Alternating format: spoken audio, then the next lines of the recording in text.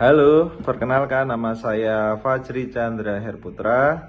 Di sini saya akan memaparkan terkait marketing strategi digital bisnis dari perusahaan Samsung. Dalam pemaparan ini, saya akan memaparkan terkait strategi targeting dan positioning dari perusahaan Samsung.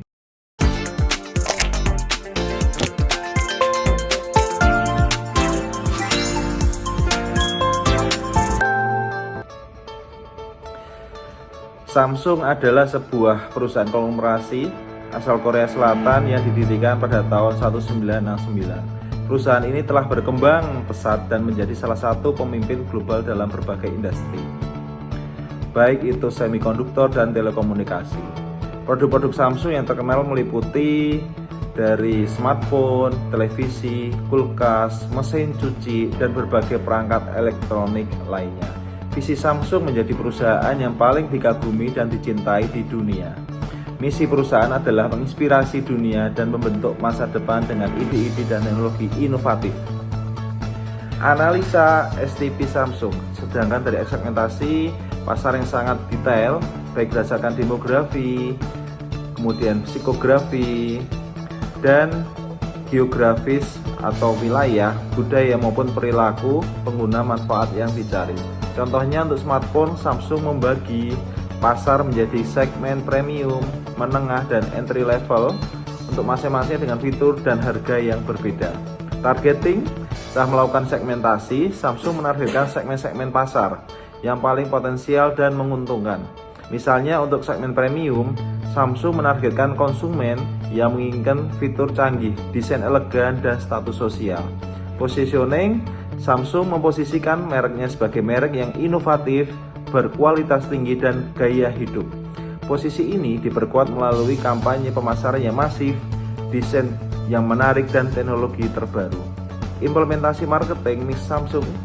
Produk Samsung terus berinovasi dalam mengembangkan produk-produk baru dengan fitur-fitur yang menarik dan desain yang modern.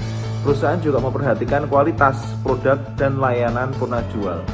Untuk harga, Samsung menawarkan berbagai pilihan produk dengan rentang harga yang luas untuk memenuhi kebutuhan konsumen dari berbagai segmen. Samsung memiliki jaringan distribusi yang sangat luas, baik melalui toko retail resmi maupun online. Perusahaan juga bekerja sama dengan operator seluler untuk memperluas jangkauan produknya. Samsung menjalankan berbagai kegiatan promosi seperti iklan, televisi cetak, dan online, serta sponsorship di acara-acara yang besar. Perusahaan juga aktif di media sosial untuk berinteraksi dengan konsumen. Penggunaan Big Data Analytics di Samsung. Samsung memanfaatkan Big Data Analytics untuk mengembangkan produk, menganalisa data konsumen, untuk memahami preferensi, kebutuhan, dan tren pasar, sehingga dapat mengembangkan produk yang lebih sesuai. Untuk personalisasi pemasaran, mengirimkan pesan pemasaran yang relevan kepada setiap individu konsumen berdasarkan data perilaku dan preferensi mereka. Dalam optimasi rantai pasok, data penjualan dan inventory untuk mengoptimalkan rantai pasok dan mengurangi biaya. Dalam peningkatan layanan pelanggan, menganalisis data interaksi dengan pelanggan untuk meningkatkan kualitas layanan pelanggan dan menyelesaikan masalah dengan lebih cepat. Dengan prediksi tren, menganalisa data histori untuk memprediksi tren pasar dan mengambil keputusan bisnis yang lebih baik.